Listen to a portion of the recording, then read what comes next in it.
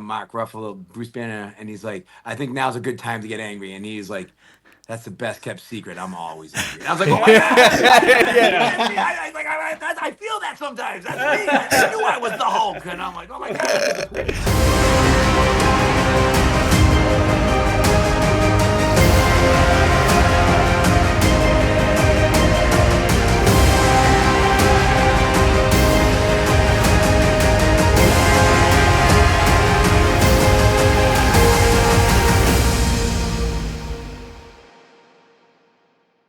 We're doing things a bit differently. We are, mate. How are you? You all right? I'm dandy. How are you? I'm so good. I'm so excited. This is so exciting. This is ridiculously exciting. Do you want to explain what's happening, Matt? Yeah, dear listener, hello, welcome to a brand new and fresh episode of Don't Be a Hero podcast. This is our very first interview format episode that we are having. We've got some very, very special guests coming on in just a moment.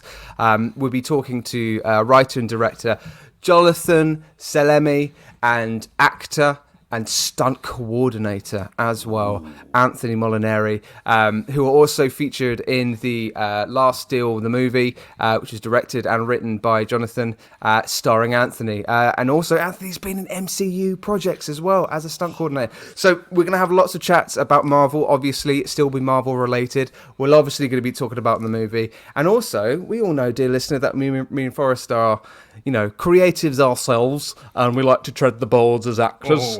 We do fancy it time to time. So we'll have some questions, no doubt, about processes of actors and how we got into the industry, and same thing for Jonathan as well. So it's going to be great. It's going to be a brilliant chat, and really looking forward to it. What about you, Forrest? You excited? I absolutely cannot wait. The Last Deal is an amazing film, so do go out. It's on Amazon Prime if you're in the UK. It's on all kinds of streaming services across the globe. So The Last Deal, look out for it. Let's roll those titles. See you on the other side.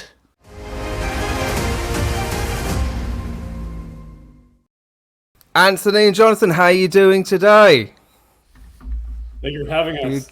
You good? Fantastic. Thanks for having us, brother. Thank you so much for being on the podcast. You are our first official interviewers in terms of interviewing films. So we're looking at particularly, Marvel projects, but also talking about your own projects as well. So we're talking about The Last Deal, which we've just watched as well. So me and Forrest have just seen it. Congratulations on the movie, both of you. It's so good.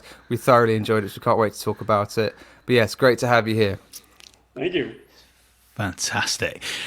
So I think, Jonathan, I want to dive straight in. Could you tell us a little bit about the film? Would be great. Yeah, so hopefully I get the log line right. It's been a while. So it's about a black market cannabis dealer who makes one last deal before he's squeezed out of the business when cannabis becomes legal in California. And so we shot the film in August 2020. Shot about 27 days, and then we premiered at the Boston International Film Festival in 2022. Won an award there. We played in San Antonio, won an award there. Played at the Chinese Theater in Hollywood, sold that out, which was amazing. And then we came out in limited theaters in the United States in February 2023, and then on Stars in June of this year. And now we're getting across the pond to you guys, and we're in Belgium, the UK, Ireland, Canada. We just sold a whole bunch of Northern European countries in the Middle East, and we're about to close Germany. So it's getting out there, which is nice. That's so cool.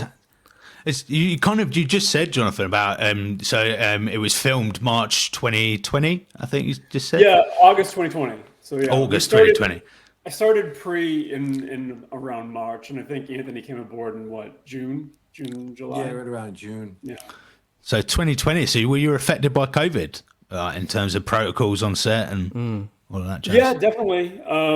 We had the benefit of having a really small crew, so we had a skeleton crew, which basically means you're just dealing with just what you need to survive.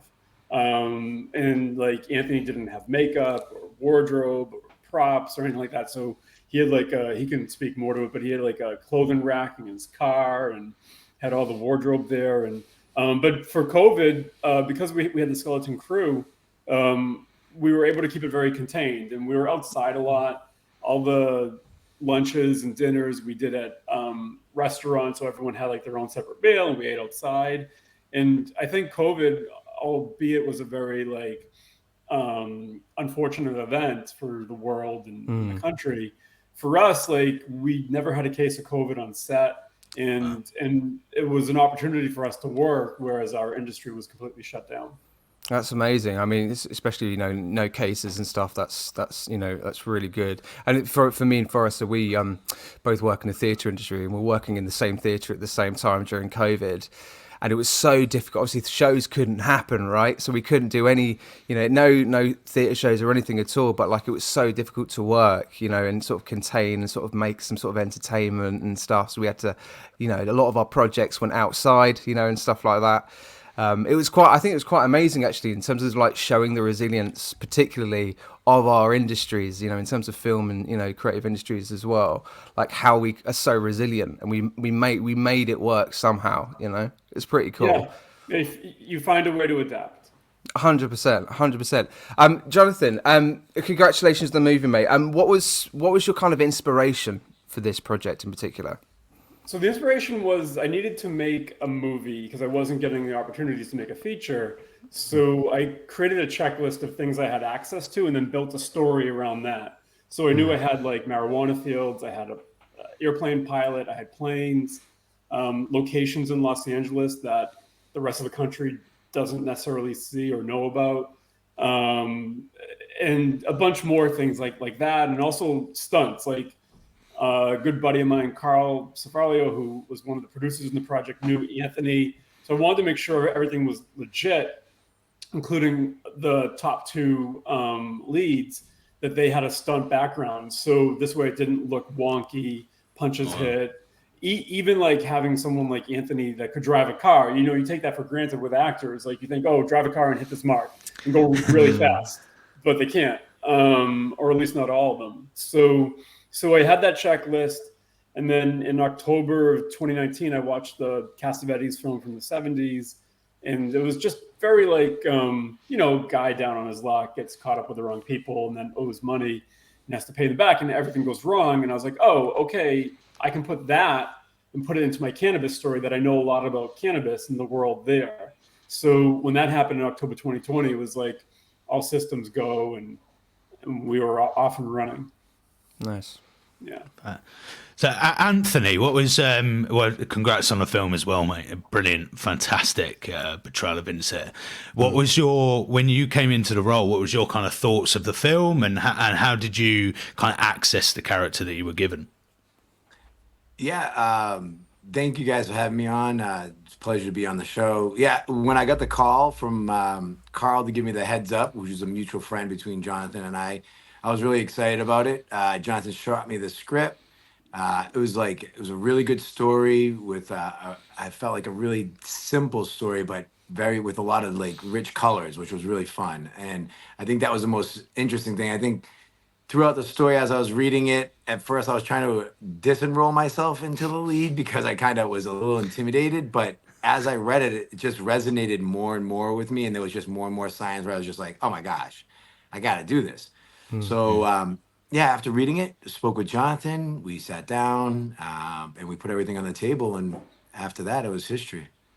What I really loved about the character is that it was so, I mean, this sounds silly, but it was so human. Do you know what I mean? Like, it was such an everyman. And in terms of like a movie like this, you'd expect so much kind of like drama. So it's all this kind of like, all this stuff that happens around the character. But what was so great is that he was morally so together with everything that was going around with the character. How did you find in terms of like navigating, the story and with certain scenes? Were any kind of like highlights for you with the filming? Highlight. I mean, the biggest highlight I feel like is what you mentioned earlier, Matt, was just like kind of taking a tragedy and turn it into a positive thing. It's like they say, a tragedy is a terrible thing to waste. So we took a time when everybody was kind of really down on themselves and kind of bummed out what was going on. And instead, Jonathan raised an opportunity for all of us to kind of go out and create and move forward instead of just sitting back and complaining. So I think that's probably one of the bigger highlights of my experience of this was just taking a time and taking full advantage of it instead of like being a victim of it.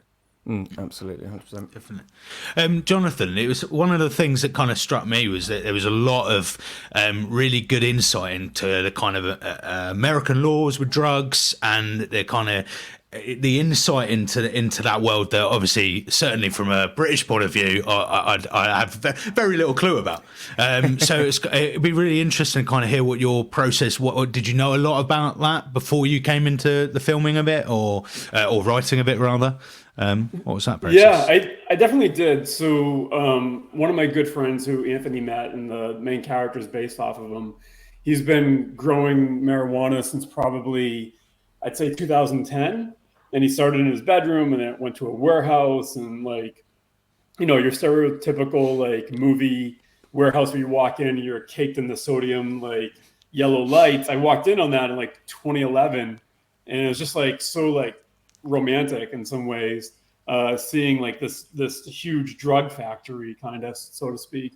And so I knew a lot about it from certain friends of mine. I had another buddy, Mike, who has his own CBD line. So I had a lot of knowledge there. And then in 2017, 2018, when cannabis stocks started becoming all the rage, my dad and me were trading cannabis stocks a lot. And to learn about catalysts for when to trade and what you're trading on, I knew a lot about the news around cannabis and the laws and legalities and all that stuff. So I had a lot of prior knowledge on the business side as well as the growing side of the plant. And so I was like, hey, I know so much about this world and I really like this world. So let's make a movie from this. And also the lights are pretty damn sexy. So I knew like, hey, that would look good on camera too. Yeah. I think what I really love about it is that it doesn't see, this is something I think in terms of like UK, European, like international audiences that might have, where cannabis isn't legalized in that area, especially in the UK. Like cannabis is seen as like a villainized thing, and it's the conception of it is very different. And what I love about it is that it doesn't apologize for it, but it does show an educational kind of view into what it was like and what it and how things have moved, particularly in the US with kind of the laws around it as well, how it grows and stuff, all that kind of stuff. I'm really interested. Were they plant rooms? Were those genuine plant rooms? Oh, absolutely. Like wow.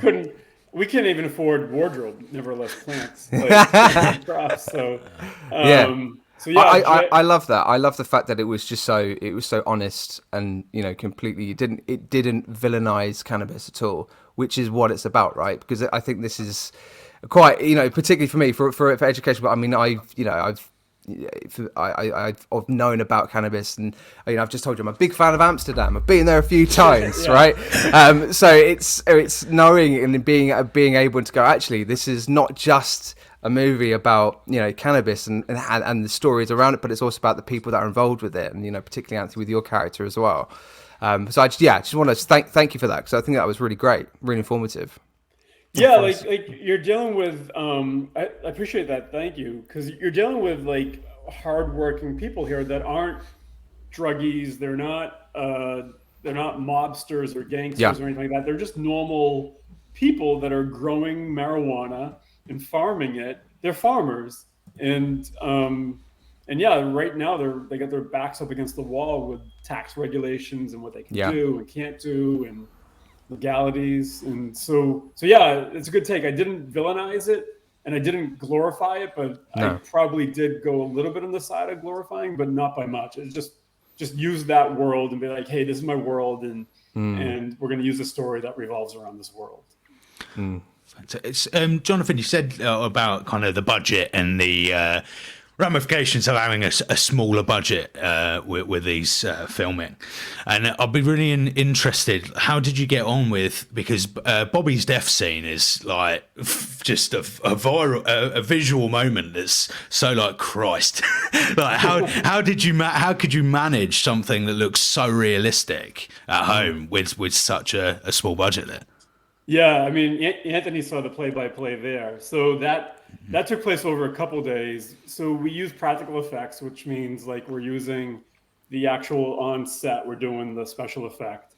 And you basically have a prosthetic on Mr.'s neck. Mr. plays Bobby. And then there's a tube that goes under the prosthetic. And then our special effects guy is back here behind my back, and he squeezes the thing, or he has a tank, and it just blows it up. And you're supposed to like have like this Colombian necktie, they call it, and you're hoping like the blood comes out. But as Anthony can attest, it doesn't always work. So it didn't work in this instance. And then we did it again the following day. We got everyone back. Not everyone. We just had Anthony, the DP, myself, Mr. and then the special effects guy. We went back to the river, which is actually, like we had a lot of this on set, just to detour for a second, where we had like things go wrong, but we're very thankful that they did go wrong. It didn't seem right in the moment, but when we went back to do what we needed to do, it made the film better. And not only did we get a better shot with this, but I also got some really large wides that I wanted, more coverage of the river. I think Anthony was on camera. Were you on camera at all, or you were just there for moral support? I forget. I believe I was on camera on one of the wides. Yeah. Yeah. I think we maybe. Yeah. We needed Anthony one of the wides, and so by doing that, I got extra shots that I wouldn't have gotten. But what we did to make the effect was Paul at Foxtrot Studios. They did VFX on it too. So we used a combination of the practical. So the center stream is real, and then Paul just made it larger, and then the saturation that happens and all that is all VFX. And it was, for me, it was my first time playing as a director in both those worlds at the same time. And I think going forward, that's where I would want to play again. It's like, hey, I want to try for the practical because I know the benefit there, but I also know what VFX can do. And so I want to do it like that again, because I get the most realistic liquidity, the way the liquid drops, that your eye can pick up that stuff. 100%. It looked amazing. Yeah, it pulled off so well. Yeah. Anthony, in terms of like, you've done a wealth of incredible kind of stunt work and stunt jobs on various things that we'll talk about in a moment in terms of other projects. But with The Last Deal, did you lead on the stunt choreography on the project?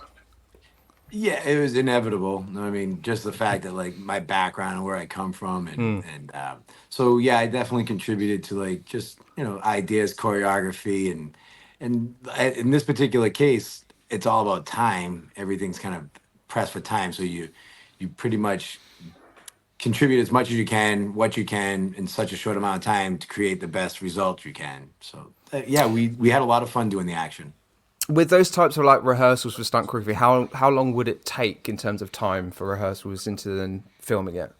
Well, it depends on. It all depends on like the complication of the actual act itself. These particular ones were pretty easy, but at the same time, that fight at the end where Sala and I were fighting, and basically that would probably be at least minimum a week of rehearsal, because you want to have your leads and your doubles on the same page. You want to pick and choose when you're going to do your leads and doubles. So you're more or less kind of creating a dance between your stunt performers and your actors and your DP, so that they can all dance together. But in this particular case, I think we did it the night of, didn't we, Jonathan? I mean, we walked over there and we scouted.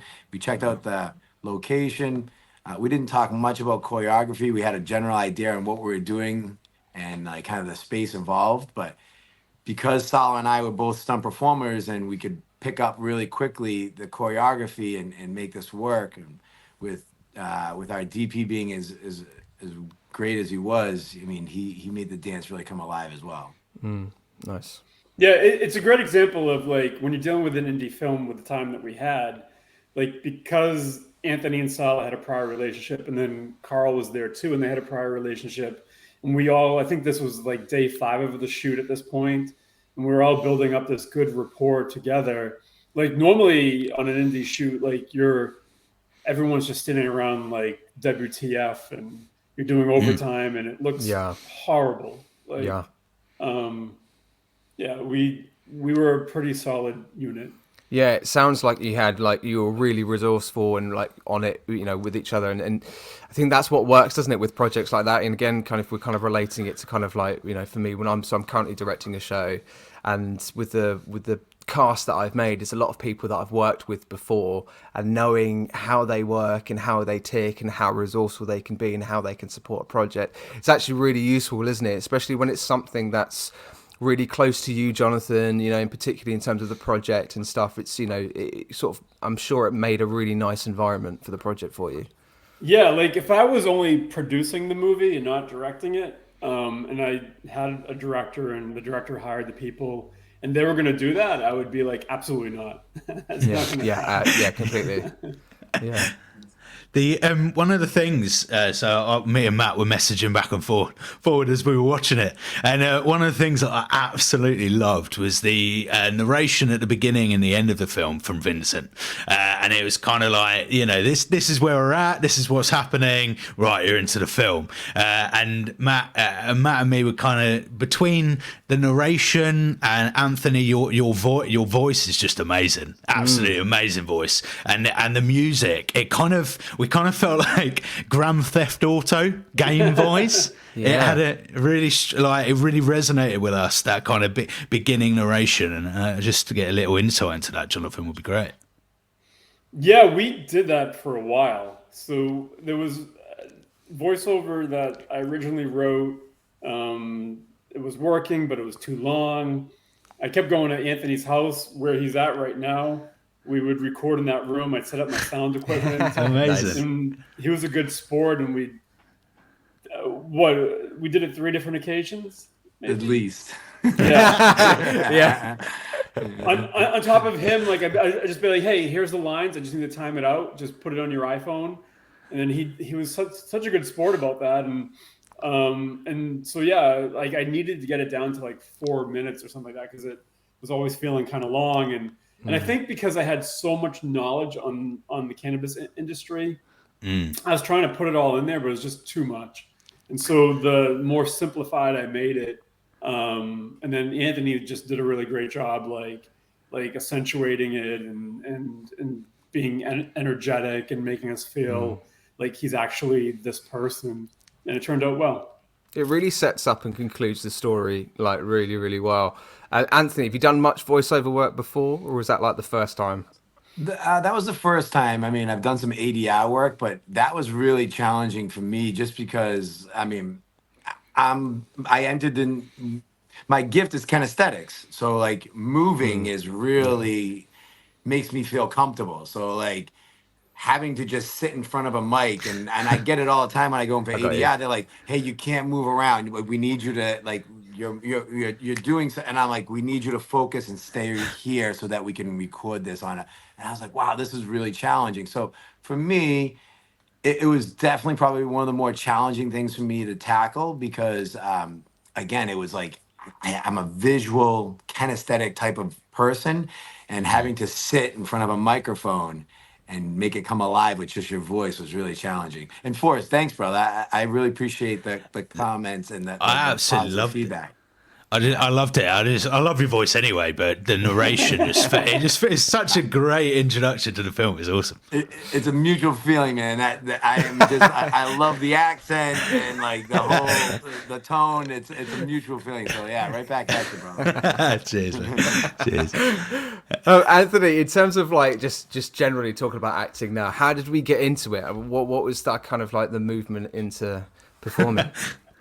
At first, like I just wanted to work. I came out here and all I wanted to do was work. So I just came out and I basically was just so focused on stunts that I love the thought and the fact that like I was the magic in the movies. Like you don't see me, yet I create all this this wow and then you pay me for it and you clean up my mess after I make a mess. Literally. Like this That's is so amazing. true, yeah. I'm doing this forever. And then they're like, "Hey, we want you to say something." I'm like, "No, that ain't my style, man. You pick use an actor." But it became more and more prevalent over the first decade I was out here, that like, no, we are enrolling and looking for action actors. So it started to become, okay, say a line and then get shot. so that we can use you. And then it developed into like, wow, you're really a good performer. And I was like, I don't want to hear that. I'm gonna stick with behind the camera, and then or just not behind the camera, but the magic in front of the camera where you can't see me. And then I did this one role on The Fighter where I really didn't realize it was going to be that big of a role in the actual movie, and I ended up playing Shay Neri, and he was from England, and it was a crazy accent that they wanted me to put on, and I thought it was going to be a disaster, it was for sure going to get cut, and instead they humorously kept it in the movie, and ended up doing. I got a lot of feedback from that. So it was 2009 is when like the first time where I got a lot of feedback from people once they saw that particular film, because it was pretty popular at the time, and that's where I started my journey on like actually playing with the idea of performing in front of the camera as an actor. Do you have a preference? Do you want to? Is it you're like happy with both, or is there one you want to follow more? Oh no, I'm in love with acting now. Like it definitely. Well, I think a couple of shots to the head, some black eye. You're kind of like, hey, you know what? Yeah, let's practice words. Let's practice talking. Talking head, here I come. So yeah, like once I started realizing the potential too. I guess what happened was for me it was like when you're climbing a mountain like I was climbing, and then you reach the summit and you're like, okay, there's very few things that I haven't accomplished here as a stuntman. What am I gonna do for the next 20 years, like the rest of my career? And then I'm like, wow, this mountain over here is like untouched, and it's like you're at the base of it, and like look at the potential. So I was like very much intrigued by the potential of acting, and what doors could be opened up to, as far as what I had my overall goal, which is like a filmmaker, to be part of the whole creative part of the storytelling that's involved in this filmmaking. So yeah, That's really cool. I think it's really interesting because I started off as an actor and then I ended up directing, and I found myself being backstage more than I was on stage. And I've got this kind of like, I don't know where I'm sitting at the moment with it, and it's really interesting to hear that from you, because I do find that kind of like the acting side is this like, God, look at that mountain, look how cool that looks. And just like, I'm treading that again at the moment, which is really exciting. So it's just like, yeah, it's really nice to hear that that's, something that you're really passionate about. That's great. Yeah, I'm in the same spot, Matt. Like right now, like because we've been on strike for a while. Yeah, I know, right? Right. I've dabbled. I was like, like I said before, tragedy is a terrible thing to wait. So what do? I go out and I start producing. Just because of just because of who I am, I made a lot of relationships with people, and they just like me, so they keep me around. And then when they keep me around, I create like an actual speaking relationship with them. So I'm taking these relationships that I have here, and then these resources I have over here, and I'm just connecting dots. And all of a sudden, I find myself, oh my God, you're a producer. I'm like, I'm a producer.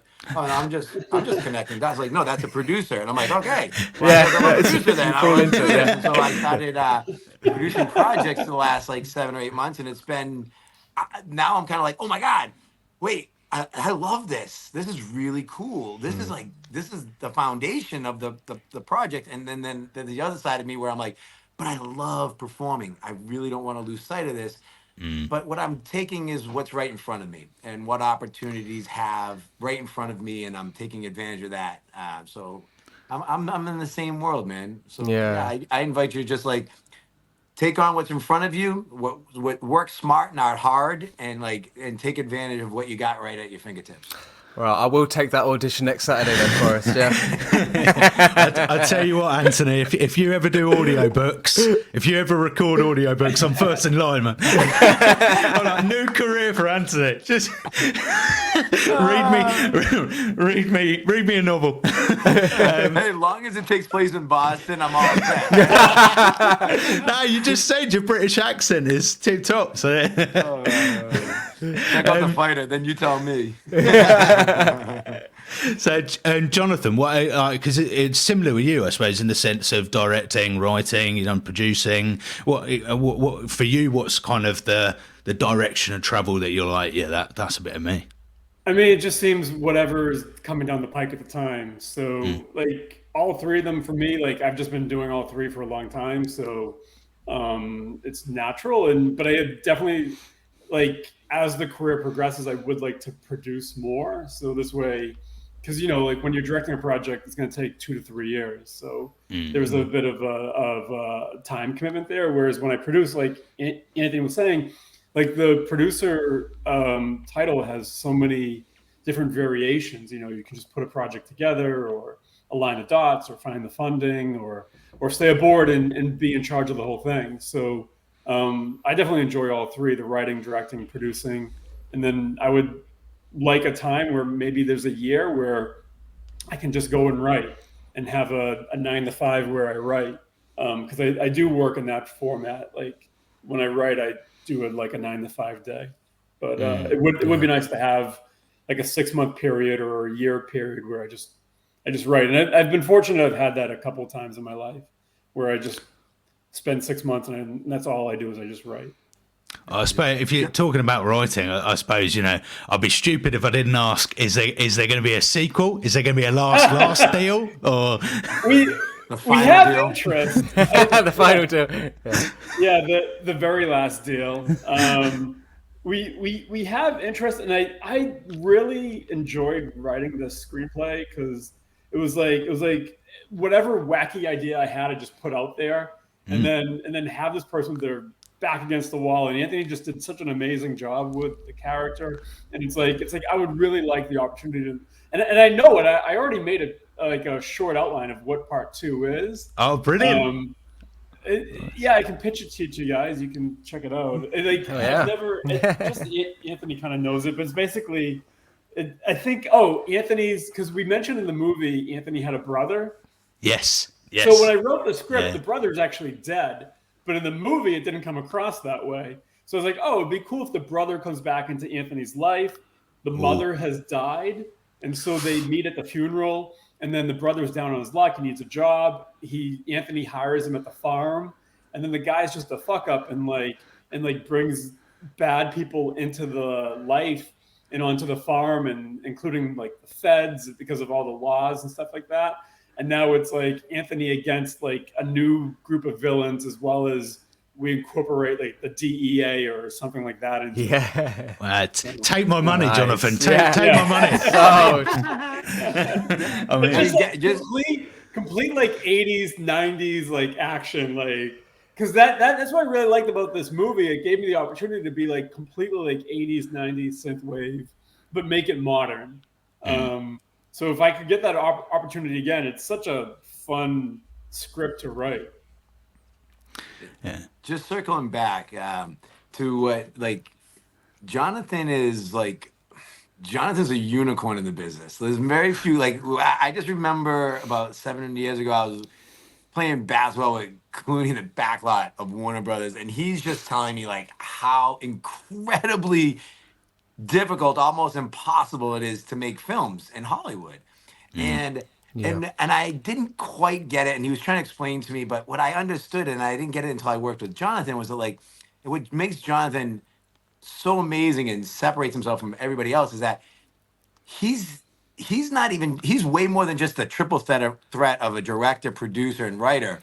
He edits, he does sound, he's ADing, he's DP. He is it's amazing. You almost have to have this amazing, well-rounded mindedness of all assets of making the film. And that's what Jonathan brings to the table. And that's why this film did as well as it did, is because he just wore so many hats. It was insane. I've never seen it. And that's what I think that's what George was kind of saying, is that that's what you almost have to be these days. You almost have to be a complete filmmaker, a true creator in all aspects of the way. And that's what Jonathan is. Will Jonathan play the brother in the will you play the brother in the sequel? There you go. Just do a bit of acting. Come on, Jonathan. No one wants to see me in front of the camera, especially myself. I don't think I can act. I think I'm best at just nodding and being like, oh yeah. That's the extent of what I can do. That's amazing. Well, Anthony, your stunt coordination, let's talk about that. All the stunt jobs that you've done in the past, and particularly in terms of the work that you've done with Marvel. This is a Marvel MCU podcast. What kind of experience have you had with those types of projects? Oh man, it's fun because like I've kind of weaved in and out of like what I guess you'd call like the indie world and Marvel, like Yeah. big budget world, and like, and I always used to be so envious of the guys who were just like always on the big ones. I'm going on an 8 month run here in 7 different countries, but like what I came to find out is that I really love the smaller indie worlds because it's much more intimate. It's smaller, it's shorter, it doesn't obtain so much of your life, and you not have to be so overly committed, and you're not just kind of sometimes I find like just a number on set. But the Marvel stuff, man, it's like it's a whole different other beast. Like you're at a much higher magnitude with a much bigger budget. The talent and everything included is just a it's like on steroids. I love them both in special ways that are in my heart. But I would find what working on both of them, they're almost they both have the same kind of problems. One's got really big problems because it's got big money, and one's got really big problems but it's got small money. They're Yeah. both Yeah. at a very similar way, but just at a different magnitude when it comes to level of like what you got for financing going on. But yeah, I love working on the Marvels. They tend to go big. They tend to go. They tend to have a lot of fun, a lot of amazing, top-notch artists and performers. And when it comes to stunts, wow, yeah, those are some of the more challenging stunts I've done in my career. Is just on the, like those larger ones, Star Trek, Avengers, some of the Spider-Mans. But yeah, it's at a different level. But I find that my love is more on the smaller, intimate one. Did you feel like there was more pressure with like Marvel projects than it is with the indie projects in terms of to get it done, do the job, you know? I think for me, I do. I think it's more my mind, just because I feel like it's there's be, because like I feel like when I'm a part of the creative part of the smaller projects, everyone knows me. So like all across the departments, it's like, oh yeah, he's gonna do great. He's a good guy. But when it gets to those bigger ones, like who's this schmuck? Oh man, look at this dummy on a wire. What's he gonna do? Is he gonna just waste our time? And you're like, and you nobody really gets to know you. So it's almost like you gotta raise, you gotta come to the you gotta rise yourself up to the occasion every single time. You know what I mean? So you're really like, yeah, you're really relying a lot more on your intimate team than you are on like the bigger production part of it. Nice. And so, Jonathan, kind of in the same vein. So, if Kevin Feige gave you a call and said, "Come to the House of Marvel, you know, we've got a film we'd like you to direct, you know, or write, who knows? Would you A, be interested, and B, if you were interested, what superhero would you ideally like to write or direct for?" That's a good question. I mean, of course I'd say yes. I mean, who wouldn't? Like, Yeah. you could give me the next Twilight film and I'd say yes. I don't know what. Probably some character that is at least a bit like in the DC universe. Like because they tend to skew darker. So if I can go with somebody that's a little bit more realistic and dark and of that sort, that's kind of where I would gravitate towards. You know. Yeah. New Batman movie with James Gunn. We'll line you up. Well, I mean, we're stretching here a lot, but yeah, something in that universe. But like, yeah, it's just so far away right now. But yeah, like have someone I can relate to in some way and keep it dark and real.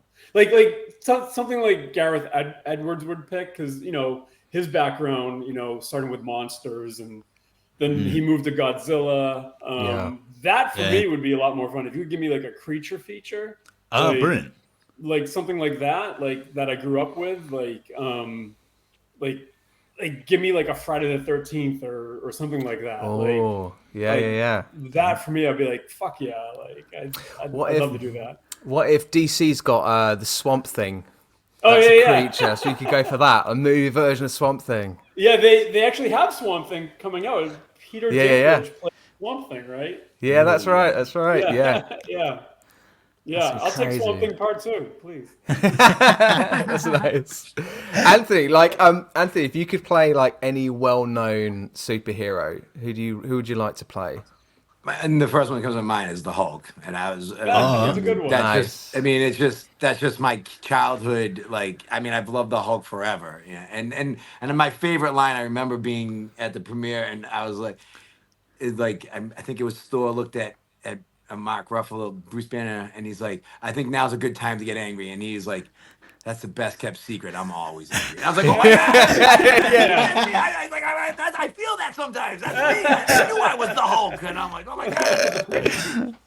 But like after like getting, I'm not a Marvel. I've never been into this kind of comic book DC Marvel stuff ever. So it's been more of a new thing for me. And finding out about Doctor Strange, I think I could see myself if there's one guy that it would bring me over, it would be Doctor Strange, just because I realized that like wow, it's not about the muscles, it's about the No. mind. And I was like, oh my god, this is my career. I did the muscle stunt thing for the first like 15 years, and then I started using my mind and started getting smart and like started acting and not hitting the ground. I was like, that's my transformation, Doctor Strange into the superhero I'd be there world. So for yeah, it was it. very That's cool. it. Good, good. Talking, so you're kind of talking about that, Anthony, is like your background and going into stunt and then actor. We read about that you were a teacher way back, Yeah. and so like kind of obviously being part of the industry, seeing that kind of almost what I might consider a gamble of like leaving a profession like that and going into a world where God knows what's going to happen. Yeah, so how was that for you? I must have been great. I loved teaching. I still do. I mean, I loved it. I mean, I still love it. I mean, it's like it was my calling, and I didn't realize that I had another calling going on out there until one of my students influenced me to come out and pursue this. And it's just been amazing. It's been like I didn't realize like storytelling, I would be this happy with the part of the creative aspect of it.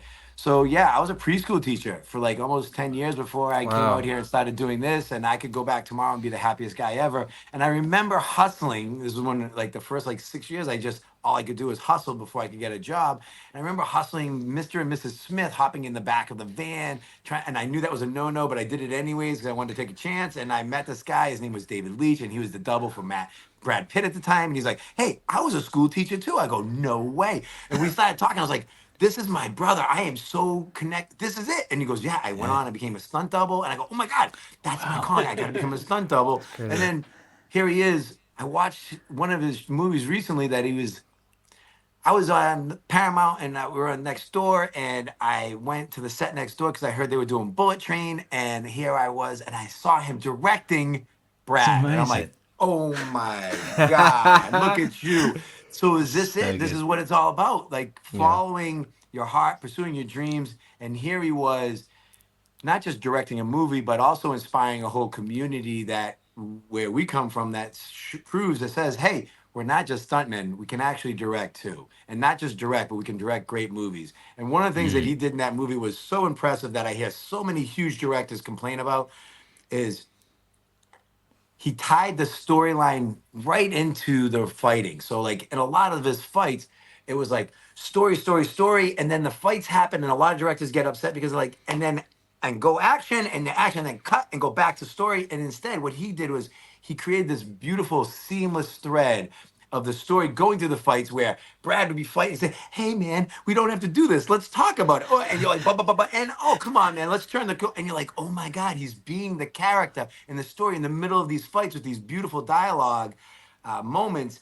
And I thought that was just brilliant how he seamlessly tied those two together so that you never really got disconnected with the story. And it was kind of like a flawless little experience. That's amazing. It's like it's and as well, I think that's how this industry survives as well, being inspired by other people, by each other and each other's work, and how that kind of moved you then to make your next choices as well. Like, so coincidentally, I also teach as well. So I teach a lot. I train actors at drama schools in the UK at various places, and like being able to be kind of being in the industry, doing the job, but also being able to impart what you know about the industry as well, and getting those people out there as well. It feels like we're all part of this, even though that we are miles away from each other, we're all part of the same community, right? We're all surviving. We're all trying to, influence each other and trying to make sure that people don't get real jobs. Do this stuff. Right? Shalom. Yeah. Absolutely.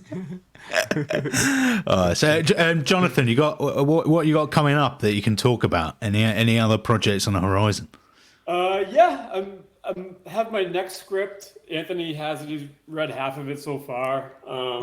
So working on that. Been working with my story editors on that and getting notes, and we'll be pitching that soon. It's a lot more action, revolves around a retired assassin, and so I'm looking forward to it. If I get the opportunity to make it, I'm hoping I do. But yeah, I'm working on that, and then I just want to go back to something Anthony was saying about like the writing, directing, and knowing all parts of filmmaking. Like you're only as good as the people you surround yourself by. And so I always felt my biggest strength is like my curiosity and my collaboration. And when you surround yourself with like Anthony and Sala and our DP Dominic and my story editors and all that, like it's being more the vehicle for the story and being like, hey, how can I best service this? And all my actions come from that. And so, you surround yourself with really good people. Like, I think that's a testament for how The Last Deal was made. And I've never been a part of a movie that had like the cast and crew that The Last Deal had, that we all genuinely really love each other. Like, we see each other at festivals or wherever else, everyone's excited, and there was no problems with anybody. It was just such a magical experience. So just wanted to circle back into that. But you could 100% feel it in the movie. You could absolutely feel it in terms of the chemistry with the actors, in terms of the performances. You can definitely feel there was this kind of tightly knit. Everybody knew each other. Everybody knew how they ticked, how they could react in terms of certain lines. It was. You could tell there was a passion project, which is great. Like the poker scene. I appreciate you noticed that. Like, I did a podcast a couple of days ago, and I was talking about this, and I mentioned the poker scene. Like if we just shot that poker scene the way it was on the page, it would have been okay. But like, one of my favorite scenes in the movie is that poker scene, because we went into it and we always rehearse before we start, and then we start doing our masters first most of the time. And so like everyone had different takes on like, hey, maybe we should infuse this line or infuse that. In the end of the movie, or end of that scene where Sala says, I don't like to lose, Vince. Like, that's genius. That was never on the page. I don't think so. And like, they're playing poker, and to show that, I was like, oh my God, this is amazing. And that allows me to explore. That allows me to now direct and then be like, oh, that's awesome. Let's make sure we get a close-up of that. Sala, can you hold on that a little bit longer? And so like, I'm taking advantage of moments. 100%. So yeah. Yeah, what I hear him saying too is that like what I've experienced, especially when like the very little time I worked with Guy Ritchie on set, he comes in and a lot of times these guys don't know what they want until they actually get there, because they can be they can be writing and they don't really know what it's gonna be until you actually get in the space. What I hear is like what I saw with Guy was just like how he came in and he improvised and he just made it better just in the moment. And the same thing with like what John's talking about, what Christopher Nolan does is he does all his work casting. Like, that's it. I surround myself with the greats, and then I let them do their job. And I just pray that they bring something that I didn't see possible, that they're going to bring something else just by me picking the right person. They go and take risks. They bring something alive to the character that he didn't see possible. And then that's his work was already done. He had already done that prior to set in the pre-production. And now it's time for him to like be able to focus on the creative aspect of it, on putting the camera in certain spaces and stuff like that. And it just opens up that opportunity when you can surround yourself with, like what John was saying, great people. It gives you the ability to do your job better as well.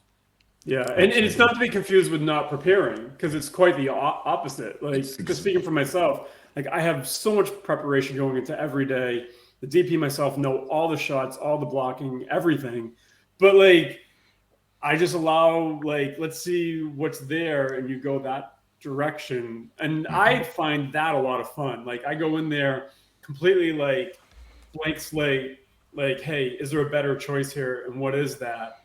And that for me is probably one of my favorite parts of the filmmaking experience. Brilliant. Nice. Thank you so much, both of you, for spending some time with it. It's been fascinating to hear it. The Last Deal is a fantastic movie. Please go and see it. It's been fantastic. Please come back on, for any other film, but definitely the sequel, The Final Deal. I can't wait. And Anthony's going to do an audio book. Jonathan's going to write a sequel. We'll both be happy. We're living a life. Thank you so much. I mean, appreciate you guys watching the movie and that you liked it too. That's amazing. Yeah, Really congratulations, appreciate you guys. Yeah, thanks, Matt. Thanks, Forrest. You guys have been great. Really appreciate your time and inviting us onto this show. Amazing. Thank you so much. Thank you. Cheers. Cheers, guys.